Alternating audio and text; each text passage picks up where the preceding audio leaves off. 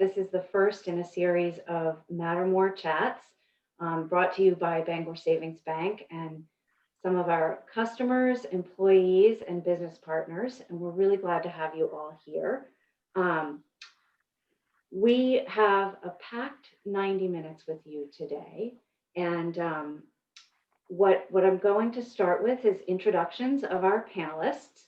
We have received so many questions from so many folks that I know that we won't get to all of them today, but we are committed to answering all of them either today or in some follow-up communications that will come after this meeting. And there will be a chance, Stacy will review the agenda with everyone in just a moment. There will be several chances for you to ask questions of the panelists and also time at the end for everyone to interact with each other, network, share their own experiences. Good.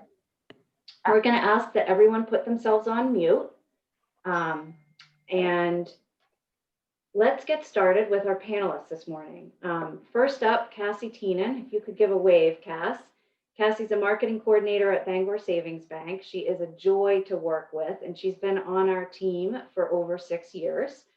She's navigated through years of marketing in other roles and in other areas, and she's landed herself in her very own self-proclaimed dream job at Bangor Savings Bank. She wears a number of hats on our team, but her main focus with us is on graphic design for the bank's overall marketing needs, and specifically assisting with social media, website development, branch merchandising, and more. Carrie Weston, can you give a quick wave? Good morning. There's Carrie. Carrie Weston is President and Chief Marketing Officer at Sutherland Weston, which is a fully integrated advertising and PR firm right here in Bangor. Carrie's the person that will cut through the trendy business speak and help define what the real goal is. And I can speak to this as well. Carrie is direct. He's a fan of function over form. He ensures that creative doesn't mask the need when that his work and his team's work is truly focused on results. He's a real expert in the arena of small business and Maine and Northern New England-based business marketing.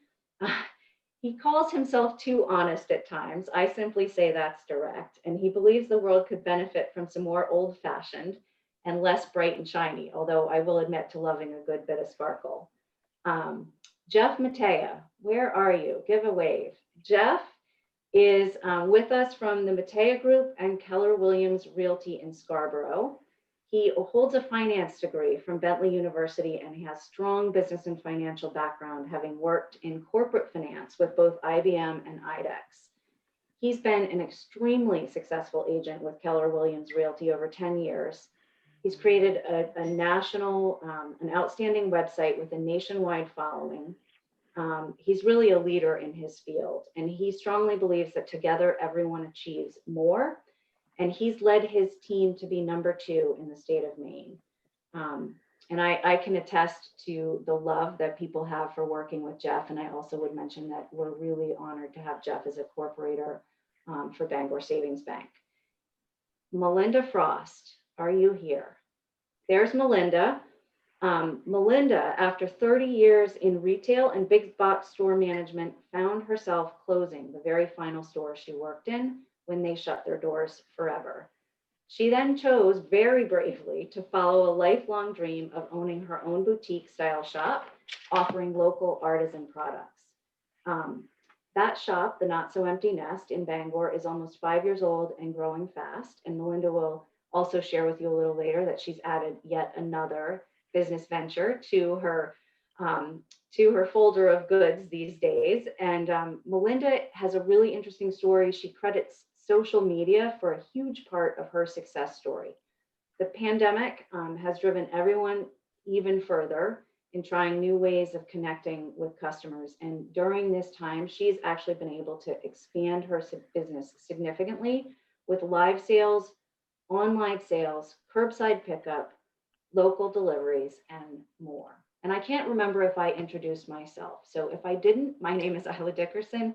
I'm responsible for marketing and community relations at Bangor Savings Bank. And I've been with the organization for about 6 years. marketing and communications and organizational development are my three career passions, and I am so pleased to see you all here. I'm going to turn it over to Stacy Haskell, who's our marketing manager and host for today. And she's going to go through the agenda and several housekeeping items, and then we'll get started with panelists in just a few minutes. Stacy? Great, thank you. Hi, everyone. We have 90 minutes of engaging information, and I just want to go over just a couple things and remind everybody to please mute themselves when they're not speaking. It just helps to cut back on the background noise so we can hear the speakers. Isla had mentioned as well, we received some great questions when people registered, so I want to encourage everybody to use the chat feature any time during this 90 minutes. And if we don't get to answer your question, we are going to follow up with the questions and answers next week. It all depends on how many questions we receive. We want to make sure that this is very helpful for everyone. So we are going to do our best to capture everything. And this will be recorded as well and sent out to everybody. So I'm going to go over the agenda really quick. We are going to hear from our panelists to start with some of their success stories. They're going to each highlight some of their successes, and again, just keep using the chat feature to ask questions. And then we will go into some tips and tricks from our panelists, and then we will answer chat questions as well.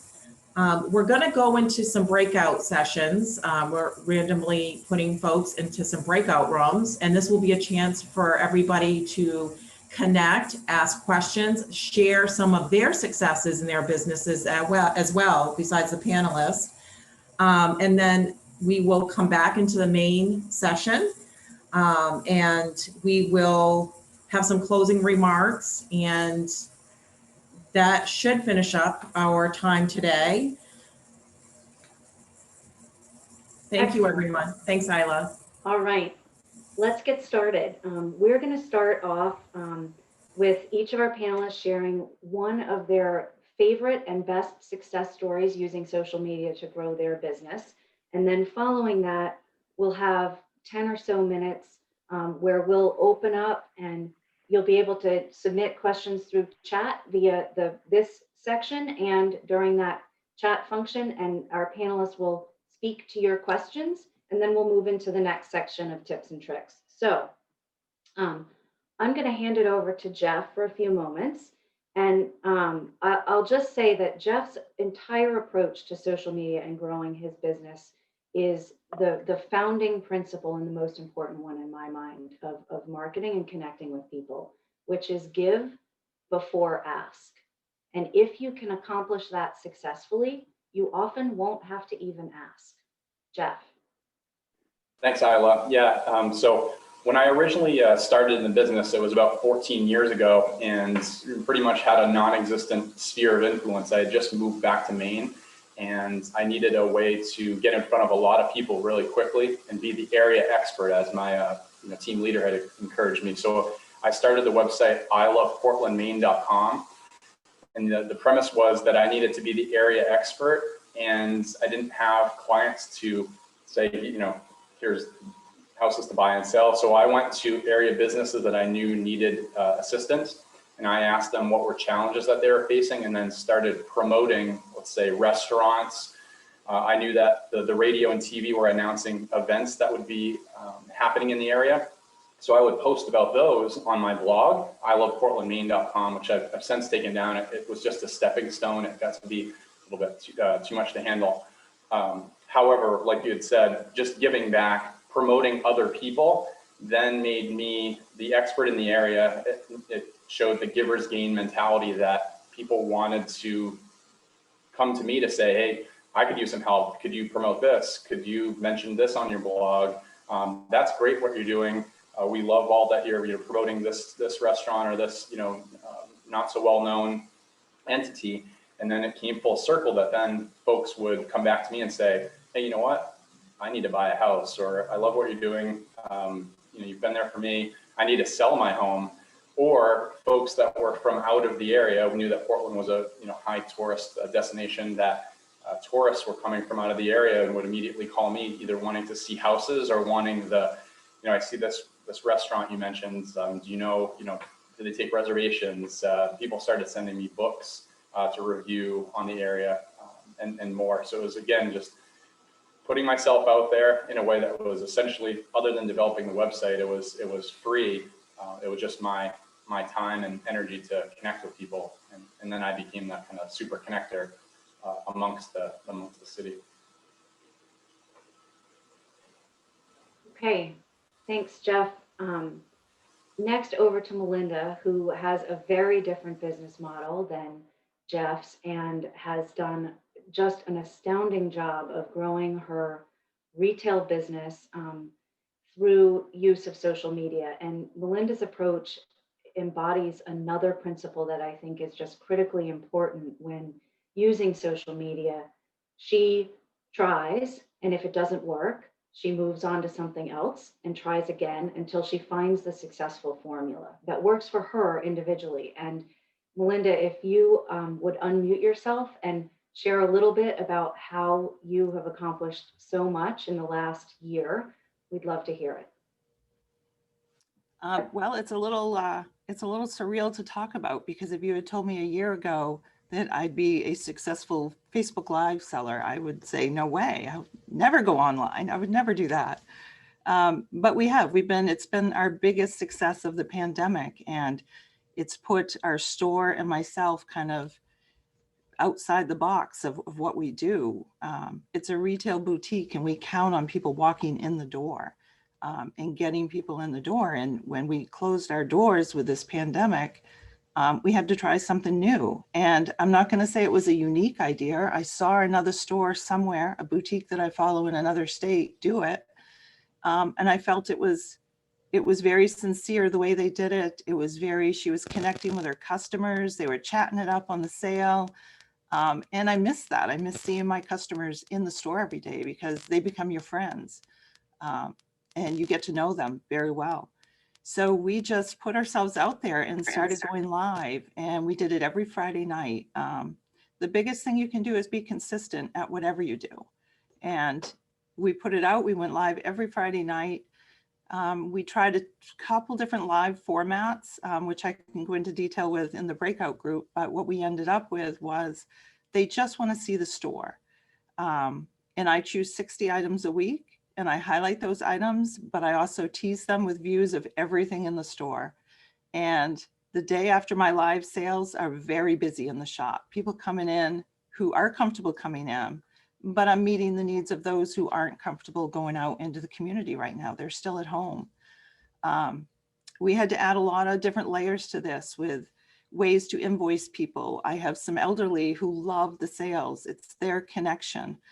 They're not leaving their homes, and they just feel like this is their social connection. They talk to each other when they're on my live sales. So we had to find a way to help them. They're not on the computer. So we're taking phone orders. We're sending invoices. We're doing curbside pickup. We're basically pivoting at every moment. If a customer says, this is what I need, I figure out how to do that for them and how to make it work. And we've been highly successful at it. It's 1 hour out of my night every Friday night. And as much as I feared it and was afraid of doing it, I look forward to it. And it's such a connection with all of my customers now. And I've gotten to know them on a whole new level. And they look forward to it, and I look forward to it. And it's really helped our store to grow a lot during this. And I can go into details about how to do it if anyone's interested. I've actually invited other shop owners to come in, and they've watched us do the live. They've watched how we maneuver through it, and they're trying it and being successful. And I think everyone out there right now, this is my online shopping. We have a website. I have found it very, very difficult to drive business to a website. There's so many people online right now. But people don't want to just go online and order something. They want an experience, and we're trying to give them that. I just go on. I am who I am. I be myself. We joke, we drop things, I break things, and we sell things, and we connect with our customers, and we have a lot of fun. And I really think it has reached new heights for us. Thank you, Melinda. It's a wonderful story. And Cassie, I'm going to ask you to unmute. And Cassie embodies one of her story kind of brings to light another principle that really is both connective and very important in our approach to marketing overall, which is allowing your customers to see themselves in your business, with your business, at your business. People love to see themselves and be able to feel comfortable. So Cassie. Yeah, so about 6 years ago, the bank was fairly new to social media and I was fairly new to the bank. So when it came time for our annual and almost famous peanut butter and jelly drive, I was tasked with finding a new way to incorporate our customers and engage them in a creative way other than our typical donate today at your local branch post. So my thought was to find a way to take our customers and bring their interaction within the branch to the social media platform and somehow share that interaction that they have and enjoy so much inside of our branches. What we did was we created a large foam core frame that resembled almost like a Polaroid picture. It had the center cut out and it said, I donated peanut butter and jelly. And it had the Bangor Savings Bank logo, and it had a hashtag of selfless selfies. So what we did was we asked customers to take a selfie using this frame and submit the photo to us when they brought in peanut butter and jelly to a local branch. And if they did take that next step and actually send us their photo, we would post it on our social media page. We use Facebook for this, and we created an album. But for every selfless selfie that we received, we as a bank donated 2 more jars of peanut butter to the initiative. So not only was it fun for people to come into the branch in the first place and donate to this great initiative, they also had a chance to take a picture of themselves, submit it, and potentially add even more to that drive. So the community seemed to love it. They saw that we posted their photos in the album on Facebook. They loved seeing themselves, their friends, their family on this platform, and the engagement soared. So we've continued to do this initiative through the years, and not only have we engaged our followers, we've been able to donate thousands of extra jars of peanut butter and jelly to our community. So in short, what every business can do is find a way to feature your customers and celebrate them and find that way in a fun and creative way that works best for your company. Thanks, Cass. Our next panelist and the last one to speak in this section is Carrie, and Carrie is going to talk about a fourth and also very important principle, which is the ability to recognize what is authentic and genuine, even if it is a blooper, and share that with your customers and be able to laugh with them. And so I think everyone on this call is probably going to recognize this story. Carrie, would you share it with us? Yeah, absolutely. I think it's important to share, and I've heard this in a few of the panelists already, that be yourself and mistakes are okay, right? And so sometimes mistakes become very profitable and help your cause. In fact, I believe, Isla, this is the 40th anniversary of the kitten commercial, the famous kitten commercial, Bangor Savings Bank, which everyone has an emotional connection to. That's not my story, but the story for there is that actually was bloopers and mistakes. So your most iconic and perhaps one of the most iconic commercials of all time in people's memories really wasn't even scripted or on purpose. It was the outtakes of a filming session. My story is with the Dysarts family, the Dysarts family restaurant, and what came to be known as buttery flaky crust. The outtakes was actually a mistake. We were just filming some of the mistakes to send over to the Dysart family because they had an upcoming Christmas party, and we thought it would be fun if they played the outtakes for the employees during the Christmas party. What we didn't realize is we have a large following on YouTube. And so when we shared it via YouTube, we didn't think anything of it. The owner was actually in North Carolina on vacation when I sent it over. And she found out about it after there had been, at that point, 50,000 or so views and tens of thousands of comments. She didn't actually get our email. She just heard it from somebody else because it landed on the front page of a newspaper. Fast forward, we're into millions and millions and millions of views. It's been spoofed on Saturday Night Live. I travel all over the country.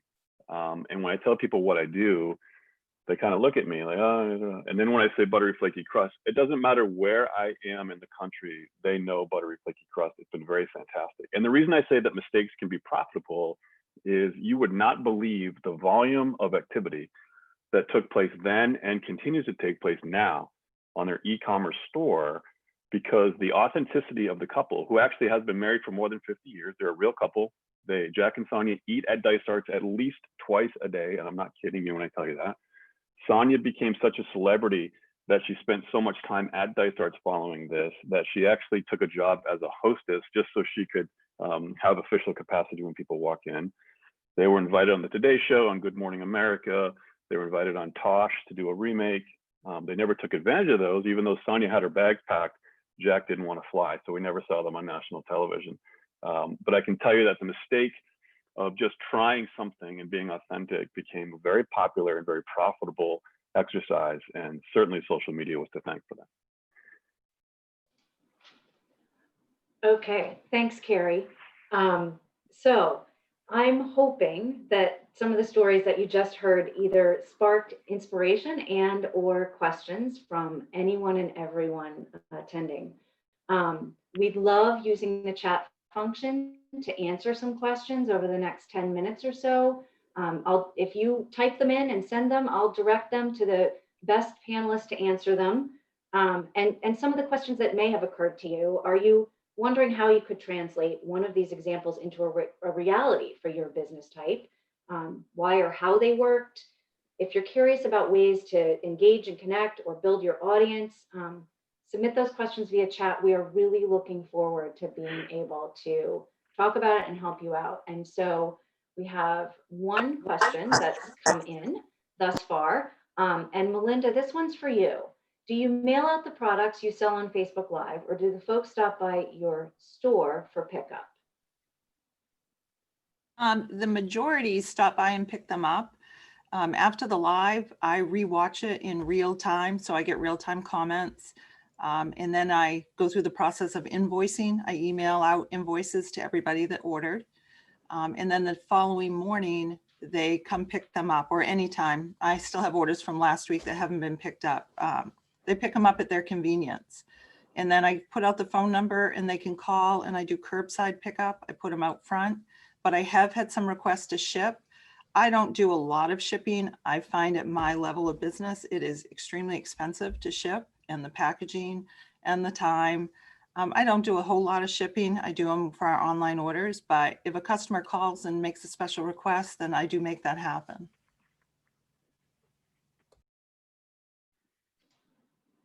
Okay, another question here. Thanks, Melinda. There's so much that can't be controlled on social media. People will talk about you. How do you influence the perception of your brand on social media? Carrie, would you start with an answer on this one? Yeah, I'd love to. I've actually got a pretty direct experience with this. We have a client for over 20 years who is a car dealership, and they struggled with social media and how to use it for this exact reason. If you think of car dealers, there isn't a lot of affection or affinity for them unless you need one in the moment and they treat you well. So they were having that same problem. People went to social media and Facebook and certainly were free flowing when they had criticisms or comments, but not necessarily praise. We talked about their sales team creating some sort of a plan, and unofficial, again, fail fast, fail cheap. I heard a couple people say, just try it. What they started to do was, instead of putting things about the cars and putting things about the service and trying to sell, they really took a personal approach to thanking everyone that came in. So there's a lot of photos of customers with their cars. There's a lot of photos with customers at the service center. If somebody had been a customer for a number of years, they just found a candid shot of them in the waiting room and took a picture. What they started to do was promote positivity. So the answer for Tricia, the answer I would give you is promote positivity, because you are not in control of what people think and do. However, you are in control of the vibe that you put out. And here's what we found. The more positive they put out, the more positive they started patting other people on the back, the more positivity they shared in other people's causes. And the more that they had the ability to share and lift other people, their comments became very positive. The ratings became more, the engagement became higher. They haven't seen a negative comment in more than a year. And I think it's primarily due to the fact that their positive attitude towards social media and Facebook in particular has really sent out a vibe that this is a good spirit. And let's face it, in 2020, the world needs more positivity. So if you can contribute to that, I think you have a positive impact on how people see you and interact with you on social. Thanks, Carrie. We actually have two related questions. And Jeff and Melinda, I'd like to ask you both to weigh in on this one. Specifically for Melinda, what time of day and or day of the week do you go live to reach the most people? And how can you reach the most people with a live, whether it's a sale or an informational session? So there's a couple different parts to this, and I'll contradict myself in answering it because I'm always saying be consistent, be consistent. We started out Friday Night Lives, and I would say Friday night is the most successful time that we've done it. And it kind of plays into the whole Friday Night Lights kind of theme. That's been the most successful time, but you have to be willing to change. Retail's a seasonal business, and you have to change with the seasons. So we started out on Friday night, and about June, we switched to Sunday Night Lives, because I look at how I live my life and what goes on in my life. And in the summertime, I'm outside, you know, we're going to the beach, we're traveling, and nobody's home on a Friday night. They're sitting by the campfire, they're doing fun things. So we went to Sunday Night Lives, and they were good for the summer, not quite as good as Friday Night Lives. And then at the end of the summer, when folks were back in school and back inside, we switched back. You can do a couple different things. I always post an event on Facebook for the live. I ask people to share it. And I also, once we get on the live, once it gets up, you know, when you're talking to everybody that's connecting and coming on, you ask them to share it right there on the spot. One night we did try asking people to create a watch party, which is great. Watch parties are great, but not for sales. Because if you're operating in a live sale, you can't see comments that are being made in a watch party, so you're missing sales. So we stopped doing the watch parties, and we're just asking people, once you're online, to ask them to go and share it right then. And you know, every person has an average of about 350 Facebook friends. So if somebody's on your live and they're sharing it, if you have 10 people sharing, you can do the math. You hit a lot of people, and it adds up quickly. I hope that answered your question. I think it was a great answer, Melinda. Thank you. And Jeff, could you speak to times of day or days of week that have been helpful for you in posting? Is there any rhyme or reason to that? And also, are there any particular community initiatives that you've done that have been extremely successful for your business? So I think I'll contradict myself. I'll contradict myself as well. We try to be consistent and think that people will come into the office, you know, their place of work, and look at homes at 9, noon, and in the evening around dinner time. And then we started to see, well, that just got to be too much to manage. And some would hit well at 9 and others wouldn't do anything all day. So I think, you know, maybe Carrie can talk about this later, I think as long as you have great content and it lasts the day, people will pick up good content versus a timing, especially in our business. I mean, people will find that property any time of day. We like Tuesday and Wednesday to go live with properties and post, and then engagement items are really Monday from noon till 4, and then again Tuesday, Wednesday, kind of stop at Thursday afternoon. People want to enjoy their Thursday evening, and Friday is kind of a free-for-all. The weekends just don't really amount to much other than people are out and about. As far as a community activity, we patterned I always emulate other businesses. I think that was in my bio too, is I hone in on what works for others. And the the community give back that Bangor Savings did, where you went out to the public and asked for nonprofit nominations for who should be receiving your dollars donated. We did the same thing and went out to our community and said, well, we'd like to give $10,000 away to 5 deserving entities, but we don't want it to go to some of the bigger ones that everybody knows about. So go out to the community, and we wanted them to suggest. And we had 65, 70 nominations, and then narrowed it down to the top 12, I believe, and then went back out to Facebook again and asked the community to, again, vote. And you had a week or two to vote, and then we had the top 5 in and did a reveal of second place through 5th place received $1,250 from the Matea Group, and number 1 received $5,000. So all week or 2 weeks leading up to the finale, all of these entities were vying for that spot and asking all of their followers to like this, comment on it, vote with us. And so people were stopping to our office, people were sending us Facebook messages, texting, calling, mailing in entries, and I think we had 14,000 votes, which for not a big spend, that was quite an engagement for our entity. Excellent. Thanks, Jeff.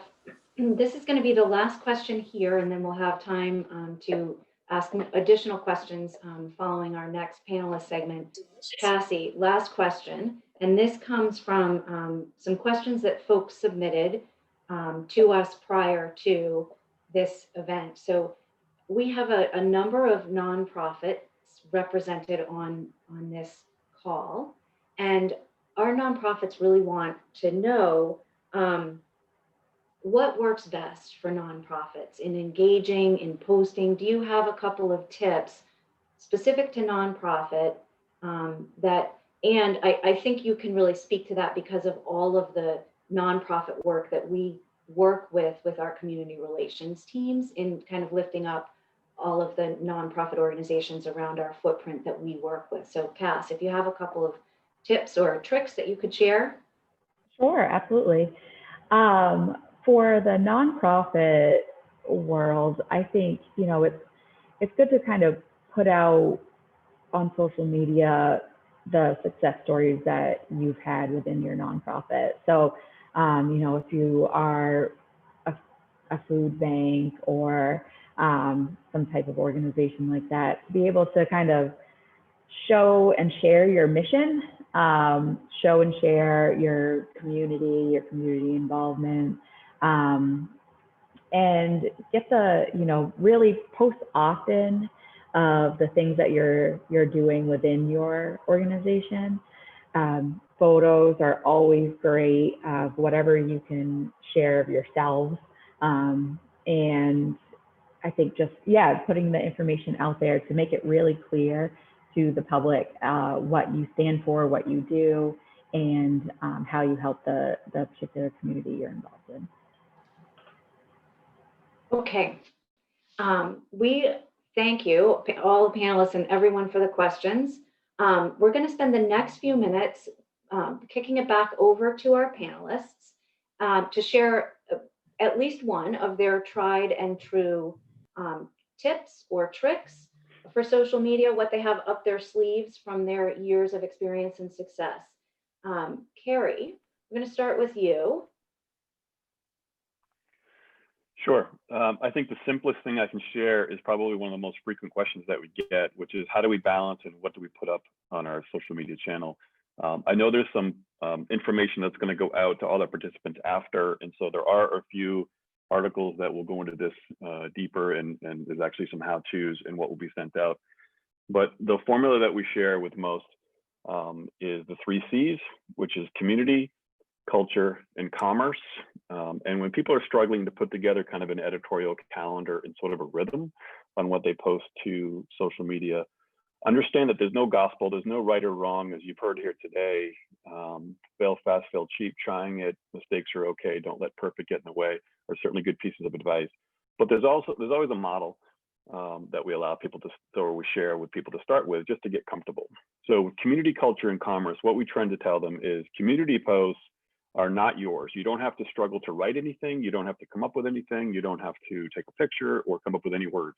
Simply find something in your own community that you can share and elevate on your channel. Whether it's celebration, whether it's sharing an event, a congratulatory, or just letting people know they've already created content somewhere else. Just go find it and elevate it in your own channel. We recommend that people typically take a look at about 50% of their posts. If they're trying to create a rhythm, start with about 50% of your posts being community-based. That's the easiest ones to do, and it can certainly elevate your back to Trisha's question, the positivity trend going forward.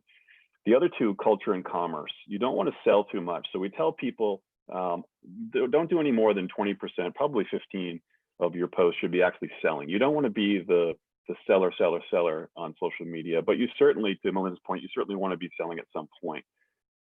Culture is behind the scenes, showing the people, showing the funny, showing the inside of your business, showing the things that maybe I wouldn't see or I would find interesting, or highlighting employees or customers, or doing something that shows authenticity, sincerity, and kind of humanizes your company. And so we tend to share people, or as a formula, 30 to 35% of their time should be on culture posts, and then the rest on commerce. So community, culture, and commerce, about a 50, 30, 20 or 50, 35, 15 is a good formula if you're putting a spreadsheet together to try and start a rhythm. And then obviously increase what's working and from your experiences, and decrease what you see not being as engaging as you want.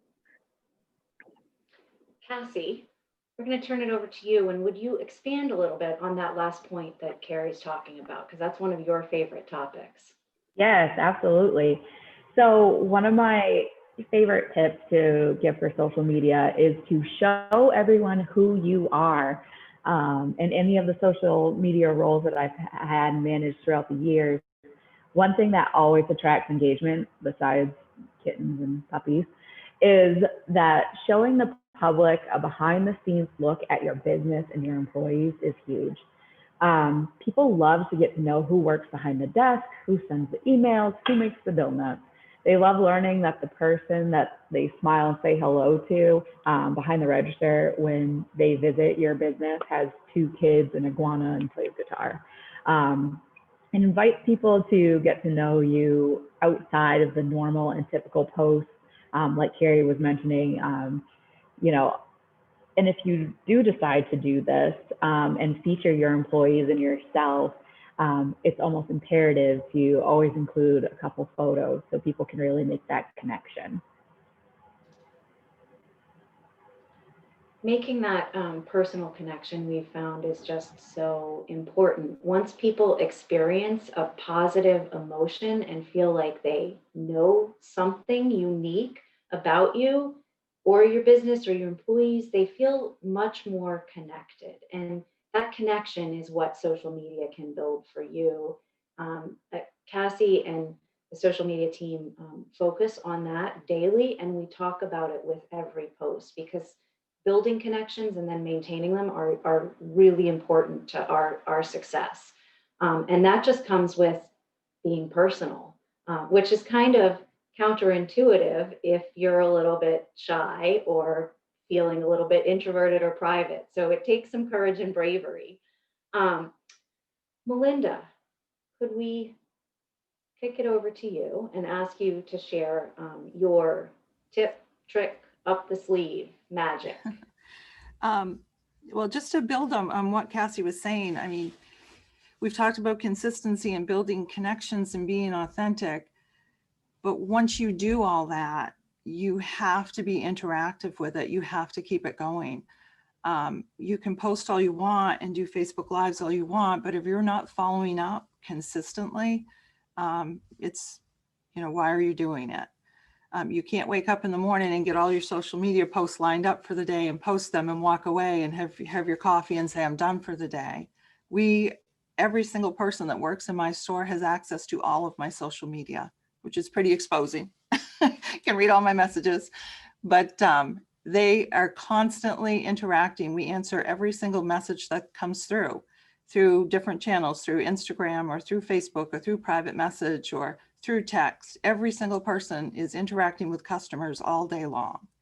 And my customers, in this disconnected world we live in right now, can't appreciate it enough. They tell me all day long how much they appreciate that they can message me and say, I want that vase over your head in the video at minute 3, and I'm going to go out on the floor and find it. And I'm going to send them an invoice. So you got to still be interactive, and that's got to be consistent. They need to know. And it's taken, that's not just pandemic advice. We've done that for 5 years. We've tried to be very, very connected to the community that we're growing as our loyal shoppers, and they've come to count on that. And boy, if I take a break for a day and don't answer a few messages, I hear about it, because they really expect that connection.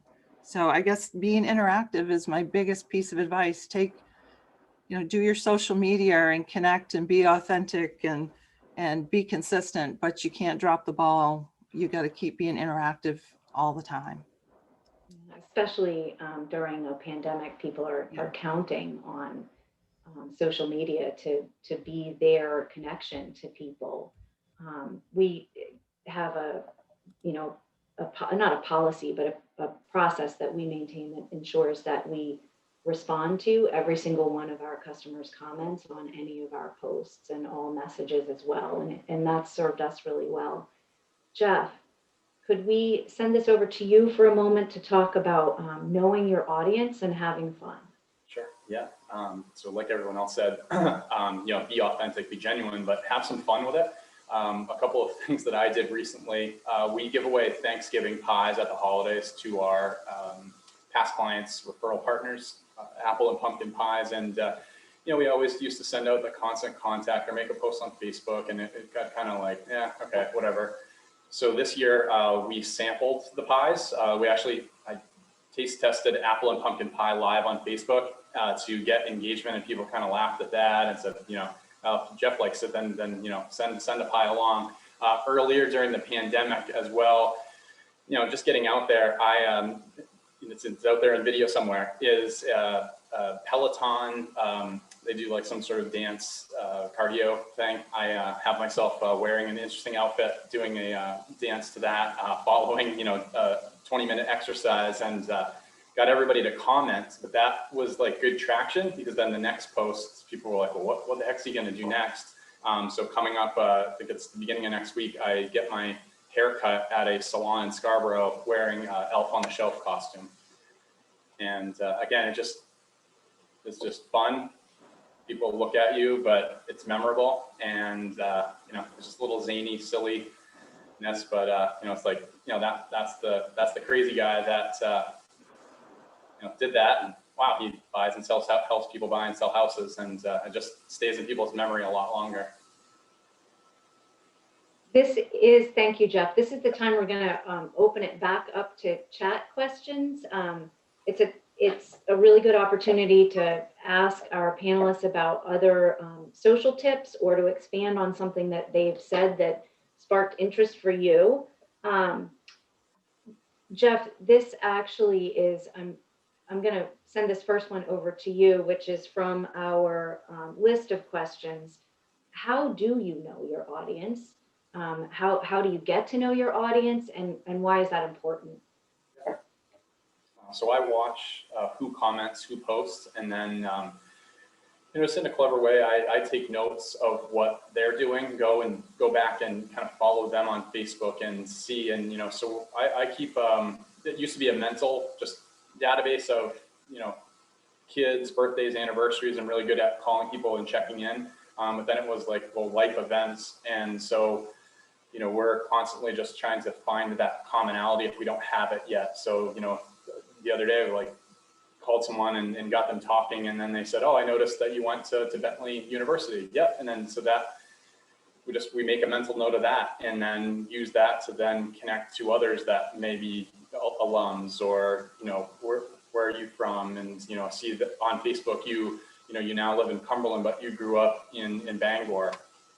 Did you go to Bangor High School, John Baptist, et cetera? And then it starts to be do you know so-and-so? And I just continue to ask and engage and see who comments on my posts or their posts. And again, just interconnecting that community, because I get to know more people that way. And then behind the scenes, if right now can't take it offline. It's more maybe a Facebook private message. I see so-and-so. What's your connection to them? So we have 6 or 7 friends in common. That's interesting, and see where that goes. And oftentimes it does lead to something that's like, wow, how small Maine is. I mean, I could talk for hours about walking into someone's house, and it's like you've known them for years, because you were able to make that connection immediately. Again, hats off to the bank. I've moved a few times in Maine and gone to a different branch, and you walk in and it's maybe the second or third time I go there, you're like family again. We have a question, Cassie, I'm going to send this one over to you from Amanda. Have you found it more difficult to create behind the scenes type content during the pandemic, besides always featuring working from home posts? I guess maybe not finding it difficult, but finding the best way to transition. So I know that we have maybe not done a ton on social media platforms about working from home, but I know internally we've still engaged that connection. And even though things look a little different, I think people are interested to see what it's like for you to work from home. What is it like for you to run your business from home, or what is it like, with this environment that we're in now? So even though, it may be different, I think it's the world we're all living in right now, and people would love to see how people are responding to where we all are today. So maybe just sharing, some posts about how your workstation looks now from home, which is much different than how it works in the office that you're used to. But I think just adapting and finding that creative way to show what your business is going through during all this, and adding like a little bit of fun and positivity, is really rewarding on social media.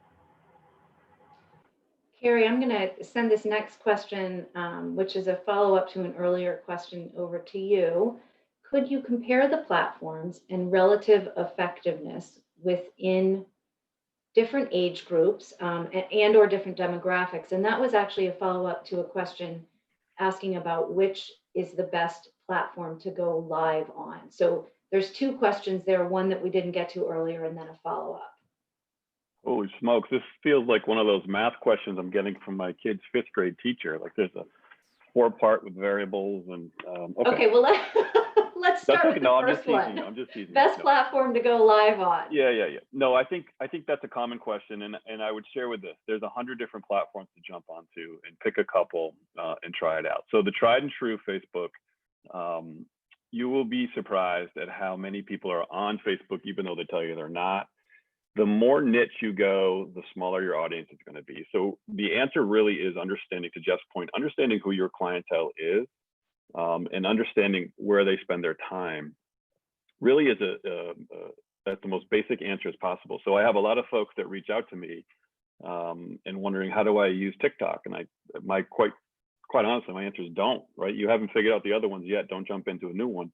If you are selling to people that are 45, 55, 65 years old, then perhaps Instagram, Snapchat, and TikTok is not for you, right? So focus on some of the basics and then just figure it out. The folks misunderstand the term social media as well. So I would share with you that email and YouTube, for me, is considered social media, and the ability for you to form connections through people outside of what you consider Facebook and Instagram is vitally important as well. So perhaps your email your email program could help you form some connections. You use your email program to bring people to your live events, or use social media to grow your email program. But really the answer is your business, your customers will show you that there are different platforms that will be successful. And don't get carried away about trying to be on everyone. Just pick 1 or 2 and use them to the best of your ability. And then if you want to dabble, go ahead. But there's enough for us to be worried about and challenged with to try and manage 15 different social accounts. So we just tell people to stay in 1 channel or 2 channels and do your best. Thanks, Carrie. We also had a couple of questions about LinkedIn, which I wanted to speak to for just a moment, and then we will follow up with some additional materials about using LinkedIn. And in this scenario, I can really only speak to our experience at the bank, but for the most part, we do use LinkedIn. It's been really meaningful for us in terms of more business related activities and less emotional connection related activities. So it's a great source to share information about upcoming events that your business partners or customers might be interested in. It's a great place to network and share, for example, recruitment type posts, hiring, employment information.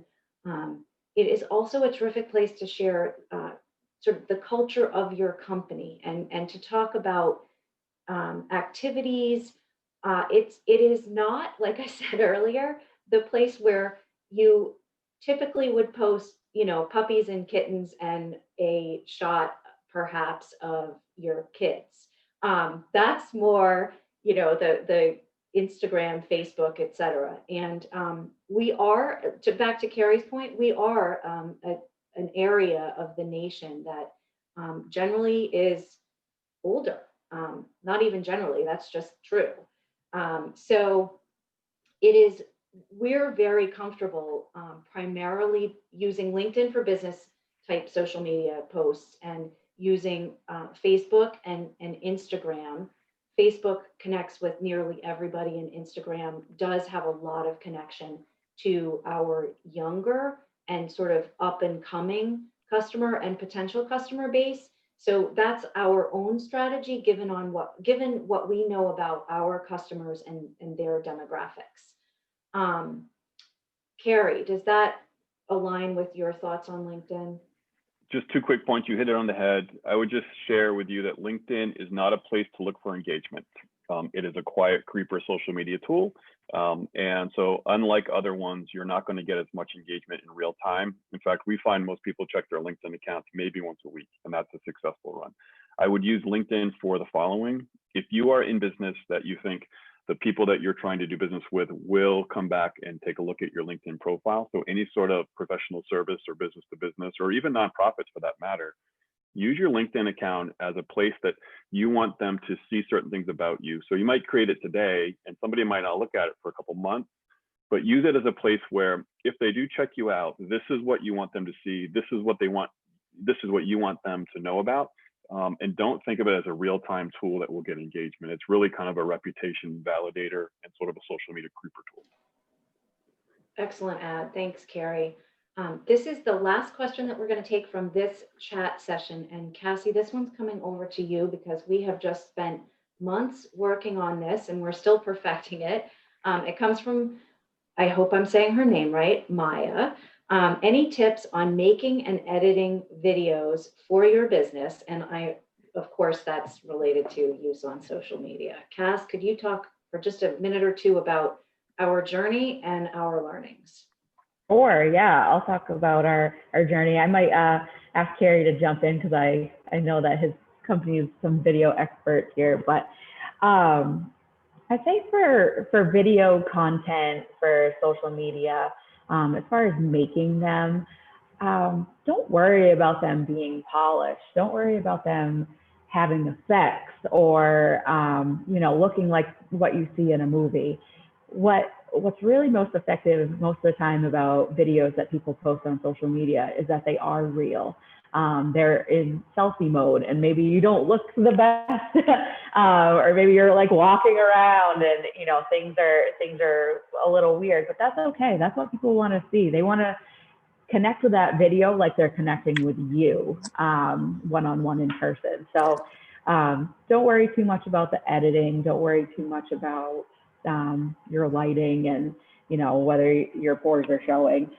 It's totally fine to just be real and keep the videos a little short. If you're posting on social media, the attention span of people is actually not very long. They're scrolling right through. So if you have something engaging and you want them to see it, keep it short and sweet. And maybe entice them to learn more in your next video or in your next post or on your website. Carrie, do you have anything to add to that? I would, I was just I checking would to see just. if my pores were showing. I don't know.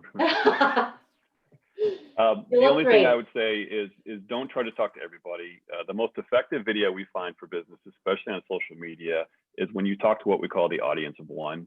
So talk in the terms that you would if I was either standing in front of you or if I made a phone call. Be sincere, be authentic, and be thorough, but keep it singularly focused. If I asked you a question about checking accounts at Bangor Savings, you wouldn't go off about all the other things that you do. But people tend to do that on social. They tend to give everything. Just answer one question, treat it sincerely as if you're talking to an audience of one, and your videos will come across more sincere and far more effective. This is another place where getting to know your audience and what they react to is so important. And you are going to have to try several different formats and several different topics and several different ways of presenting. And you will know when you've hit the gold mine that's the right formula for you. But you have to be willing to, sort of try and fail fast and dream up another concoction and try that one. And when we send out follow-up materials to this, we also explored a number of video creation, editing, making tools as we were trying to react to the need to produce a lot more videos. And we'll share a couple that may work for small businesses or certain business types in particular when we send out our follow-up materials. Okay, at this point, we are going to take a 5-minute break. When you rejoin us, you will be invited to move into or accept an invitation into a breakout room. We'll have 3 breakout rooms. Everyone's just going to be randomly participating in one of those breakout rooms with a couple of your panelists and hosts here. This is a great time to network, to follow up with questions, to talk with each other about experiences or trips. There are no trips right now. Tricks and tips. It's like a tongue twister during that time. So we'll have 15 minutes in that breakout session. And for just a moment, I want to introduce Scott Blake, who's our Chief Technology Officer, who's been helping us run this Zoom. Scott, do you have any other information that folks should know about the breakout rooms? Go ahead. No, not particularly. We'll get put into them when I push the big button, and then they'll just. I think I'm not sure if it prompts you to accept or not, but when you do, you'll be in there and ready to go. Okay. Last instructions for the breakout room before the 5-minute break, and thanks, Scott. Each breakout room should select one conversation captain, and that person, if you could just take notes about what is the most important couple of things that you talked about or learned during your conversation. When everyone's going to reconvene in our main group room here at the end of the breakout session, and we'll ask the conversation captain. There will be a team Holly, a team Jolly, and a team Oh by gosh, by golly. So you need to be the conversation captain for one of those teams in those breakout rooms to share what you've talked about when you rejoin us.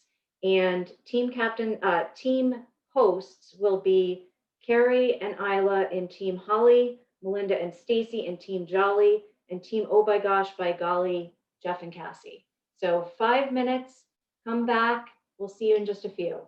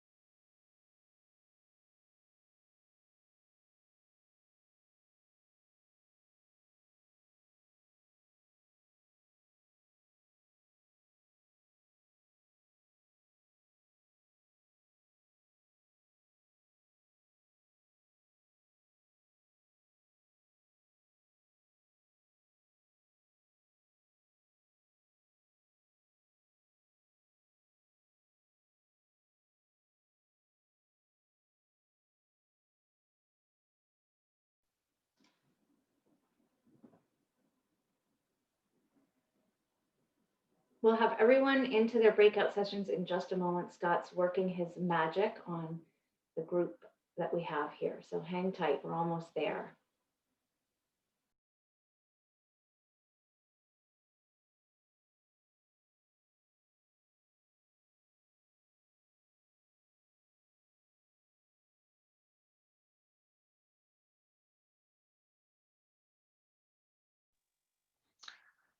Okay, folks, we're going to go ahead and assign everybody into their breakout rooms now.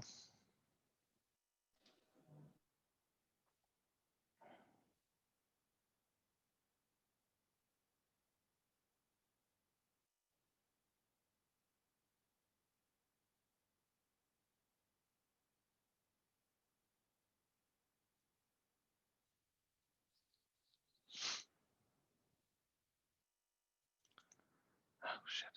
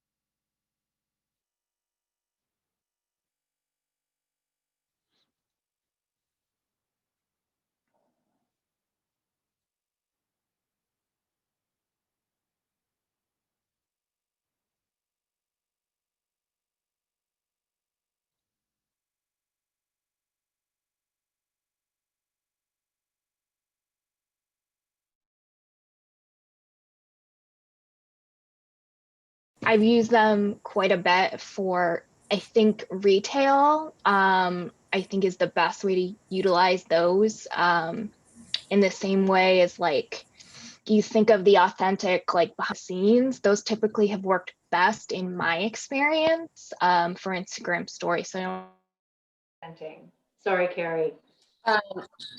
Advanced Gray Wealth Management. Okay. And I'll ask everybody else to introduce themselves as well. I'm sorry I missed that step. I was so excited to be here and get started that I, lost my mind for a moment. But Carrie, why don't you jump in with that question and then we'll ask everybody to say hello to each other. Yeah, absolutely. So one thing that Michelle Giroux. Am I on? Yes. Hi, Michelle. Okay, sorry, it's hard to tell. It's just hard I to know. tell. How embarrassing. Okay, so I don't really use social media. I should. I'm a financial planner. I have a small solo financial advisory, financial planner practice. And what I would like to do is like offer, I went to a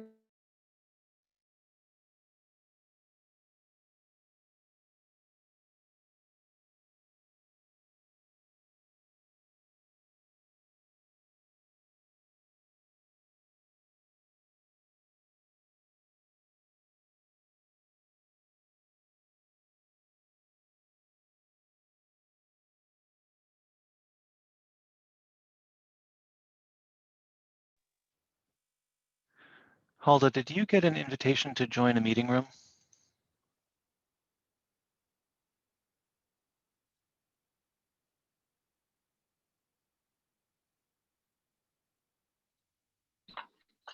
No, I didn't get an invitation.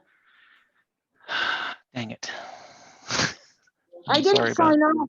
I didn't sign off though either because I was I'm out of school Huh? and I had things going on and I just kind of left my computer and came back and it was all done. Okay. It must have timed out, I guess. I don't seem to have an option. I'm trying to figure out how I can add you into one of the rooms, but I don't see any way that I can do that, unfortunately. It's okay. It's okay. I'll just wait until people are gonna come back, right? Yes, that's the plan. Yeah. Then when they come back to the full group, are they going, I thought I heard they were gonna like They share will the, have a report out. Yep. Yep. yeah, that's fine by me. Okay. Then I'll just, I'll just hang tight. How long did you give them for the breakout rooms? they're going to be in there about 15 minutes, and it's been about 5 now. So about another 10 minutes. Okay. Sorry about that. No, it's okay. I appreciate everything you guys put together so far. It's been wonderful. Well, good. I'm glad you're enjoying it. Yeah, Okay. very much so. All right. I'm going to go back into monitoring mode here. So I will talk to you later. Thanks. Thank you.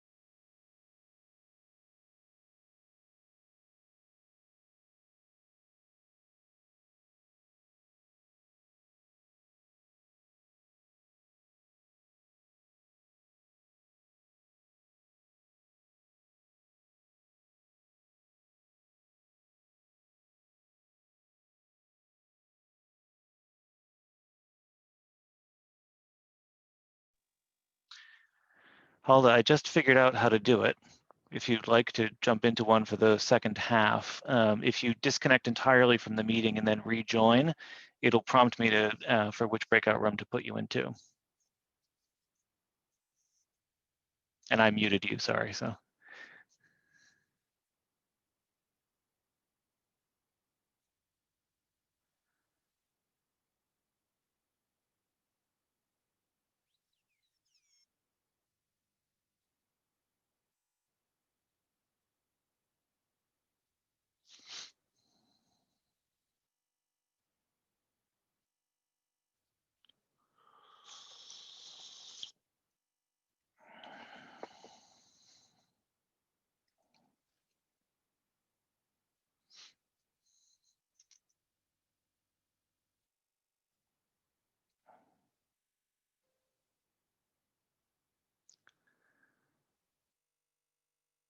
Okay, I'm waiting for it to give me the prompt now.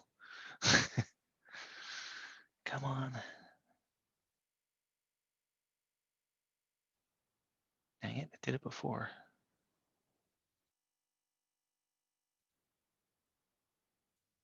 Come on.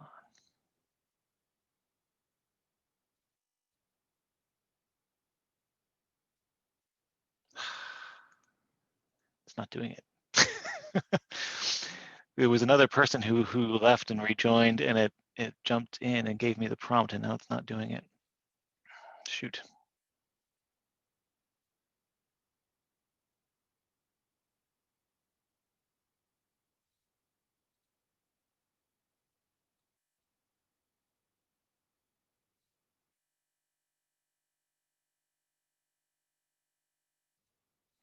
Well, I'm sorry. It didn't work the way I thought it was going to.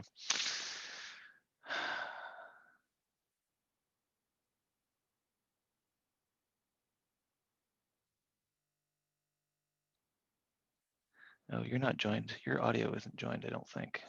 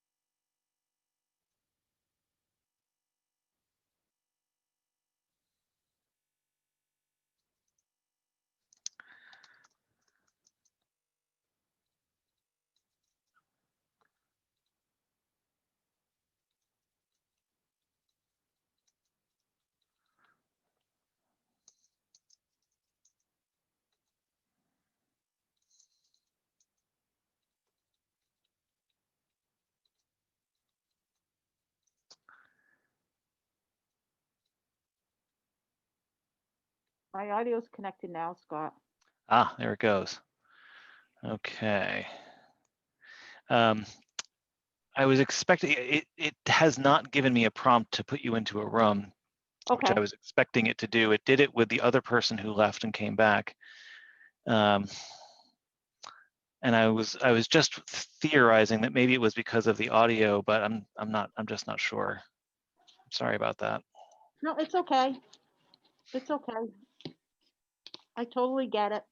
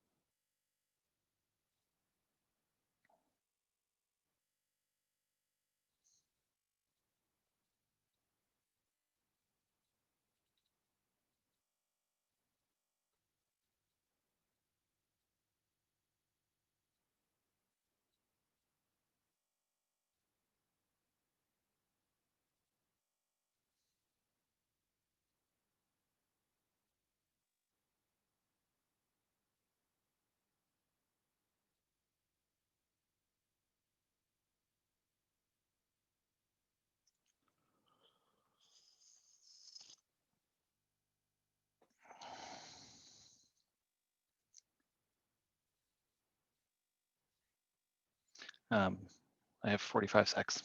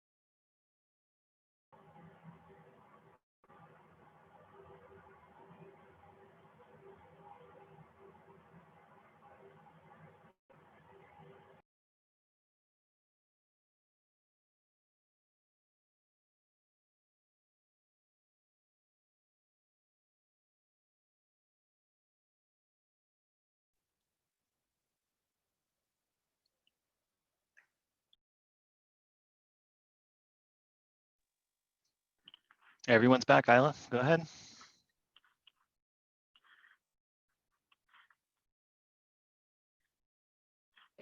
I'm unmuted. We had great conversation in our breakout session. I'm gonna move over. We're probably going to run over by about 5 minutes, which is astounding given the amount of content we had to cover that we didn't run over by 20.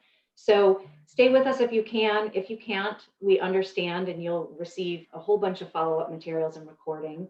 And if you do need to leave, thank you so much for being here. We're gonna move over to Team Holly, which was the breakout session that I was in. And I'd love to ask Christina, Chris, where are you? There you are, to share just a couple of sentences of what you learned, what we talked about. Well, we obviously learned all about each other and what we're doing. There was, Anne had a question about how to make her dovetail drawer business sexy. The really good point that was made was to share your story and get people to understand what it is and how you do it and the value in that.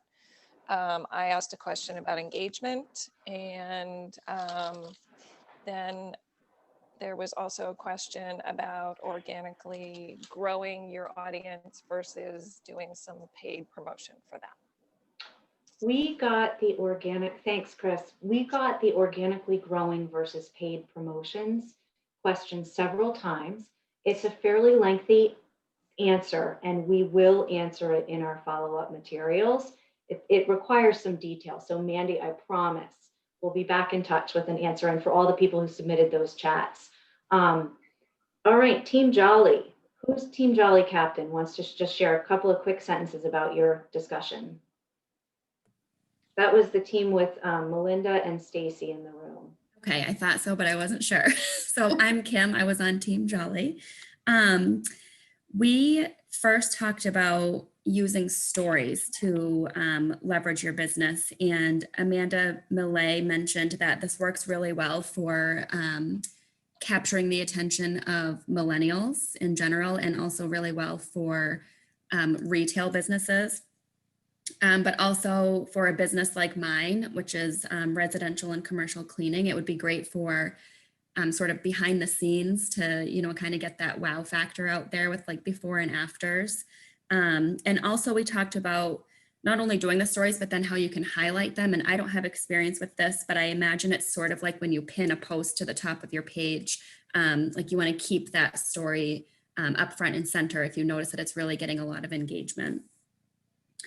And then we also talked about how you could utilize stories to sort of showcase your clients. So a lot of people, for example, with Melinda's business, like to see what they're doing with the products that they purchase from Melinda's business. Like if you can't imagine a certain piece in your own home or what you might do with it, if clients are sharing those and showing how they're experiencing your products and services, then that's a great opportunity to put those on your story. And then Melinda also spoke to boosting posts, which I haven't done a whole lot of, but I've done it a few times and we've had great success with it. And she talked about how you don't have to spend a lot, but just to be consistent with it. So if you notice that certain posts are getting a lot of engagement, just continuing to boost those sorts of posts. And being mindful about which ones your customers are really attracted to. And then when choosing your reach while boosting posts, Melinda mentioned, choosing the reach to be the people who like your page and then their friends as well. Because if you have these certain followers, then it's likely that their little bubble of friends will also become your followers. And also watching your insights. So watching the insights and whether your interactions are declining or increasing, and then looking back at those certain days and see what may have caused those fluctuations. And also being mindful of followers versus likes. So somebody can like your page, but they aren't necessarily following it. But the people and businesses that are following your page are the ones who actually want to watch and see what you're doing. So those were some great insights from Melinda. And then also, this was a great one, and it's an issue that I have. Boosting posts on your page increases interaction. So just making sure that you're actually prepared to deal with those increased inquiries, which can be a little bit overwhelming. And then Deb Violet had mentioned the issue with Facebook ads and how a lot of times when you try to promote something, Facebook might get some sort of catchphrase that they think is discriminatory or fraudulent and kind of kick it off, and you go into Facebook jail, and just the challenges with that. But really it was just a mention. We didn't have time to get into it, but I know that Stacey said we would talk about it more. Kim, thank you. It's so good to see your face, and I'll just put in a plug for Kim and her business, which is in Bangor, Sweep and Slate. Kim is a former colleague of ours at Bangor Savings Bank who just a few months ago left to start a cleaning business, and she's amazing at it, and it's been really good for her and her family, but we miss you. I miss you guys too. It's nice to see you. So thanks for being here. All right. Hi, Team Kim. Oh My Gosh by Golly, Jeff and Cassie. Who is the team captain? Yeah, so I was taking some notes during our conversation, and we started with Ira, who is with the SCORE organization in Fort Smith, New Hampshire. And he had some great tips about, we kind of talked about it a little bit in the big group, but really focusing on one platform and getting the feel for it and getting kind of good at it before you start going on to another one. And that just helps you, not be overwhelmed by social media and really get a good grasp on things and how they work. The other great tip that he had was, pay attention and get to know and maybe do a little research about the demographic on each platform. They are different. They're varied in who's going to who. And as he reminded us, Facebook started as a social networking for Harvard students. So look what it's grown into. And now it's, a lot of the times for your grandmother and grandfather to follow you and see how the grandkids are doing. So that has its own life now, and the other social media platforms do as well. So doing a little bit of research to find out which demographic might work best for you and who you're trying to target ahead of time before jumping in is really important. We also had a couple questions about how to kind of do like classes or seminars online and how to kind of kick those off. And we have Michelle Giroux, who has a financial planning business, and she wants to maybe start doing some quick little seminars about an hour long to kind of talk about topics that her customers might be interested in. And a few tips that we gave her were to kind of put feelers out on her social media channels at first. See what her followers want to learn. Ask that question of, if I was going to do this, what do you guys want to hear from me? And compile that information, and then maybe put out another post later about what you are going to be talking about. So a little bit of advertising before you do something like that, and really engaging your followers in the whole, bringing it together. They'll be more apt to join you. And we also said, don't worry if your first one doesn't go very well or you have the technical issues. By number 5, you'll probably be an expert and everything will go great. But don't take the first one as, as how it's going to go for the rest of them. So, and then we had Abby from the Red Cross who was doing classes, and she was wondering how to kind of grab that engagement on social media. And we gave her a couple suggestions as to maybe do like a quick little selfie video with the person who's hosting the class and posting that on social media ahead of time. So that way the people not only learn a little bit more about the class itself, they get to see who's going to be teaching it and make that connection ahead of time, and then also learn about the registration information. Just these short, quick videos are super helpful to get the word out about these types of things. Thanks, Cass. We're going to wrap up here. I'm just going to ask Carrie from Sutherland Weston to, kind of make a goodbye or a couple of closing comments on behalf of his organization, and then I'll share with you a couple of things from Bangor Savings Bank, and then we'll say goodbye for now, but we will be back in touch.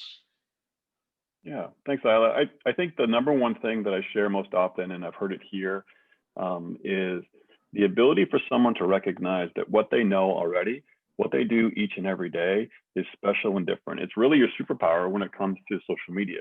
So whether you are a private school or a financial institution or an insurance agency, or whether you make dovetail furniture, what you do every day matters to your business, and it's special and it's interesting. And one of the best ways to create a calendar that will help you, whatever your business is, for social media, is to reverse engineer those questions that you get each and every day, especially the ones that you've heard more than once over the past few months or years. So taking the comments and questions that you get from folks that are either part of your business or are looking at your business, reverse engineering it and creating thorough answers and content and sharing that will do two things for you. One, it'll put you as a position of earning trust and confidence, but two, it provides, back to Jeff's earlier point, it provides you as a giver. You're giving information, you're giving value, and you're making someone's day easier by providing answers to questions maybe they hadn't even thought of yet, because you do this 100 times a week, and this may be the first time they're entertaining doing something or looking at your business or getting into something different. So don't be afraid of sharing what you know. Between your ears is your greatest superpower. And the more you can reverse engineer that to scale it on social media or on your website, the more you're going to build trust and confidence and position yourself to be someone that someone does want to do business with. So I appreciate Isla having me here today. This was a pretty productive seminar as far as I'm concerned. So thank you very, very much. Just a final hope from our team at Bangor Savings Bank and Carrie's team there. This was our pilot session. We are looking now to design another topic and another session. So we would love if you have some thoughts about what might be helpful for our small businesses and mid-sized businesses around the state. We are, and in New Hampshire and across our entire footprint, we at Bangor Savings Bank are 100% committed to trying to help lift up our communities and our business partners across our footprint. This is a really difficult time for all of us. And if we can help each other, then we can succeed and thrive and step out of the situation that we're in right now in even better shape. So that's what we're trying to do. We would love your feedback and your input. And on behalf of all of us at Bangor Savings Bank, I can't tell you how much I appreciate you taking a chance and giving us 90 minutes of your time. It just has been really eye-opening for me. I learned a lot from you. And we're so appreciative of everything that you contribute to your own communities and customers. And I just want to say again, thank you. We'll be in touch shortly, and have a wonderful holiday season. Thank you. Thank you. Thank you.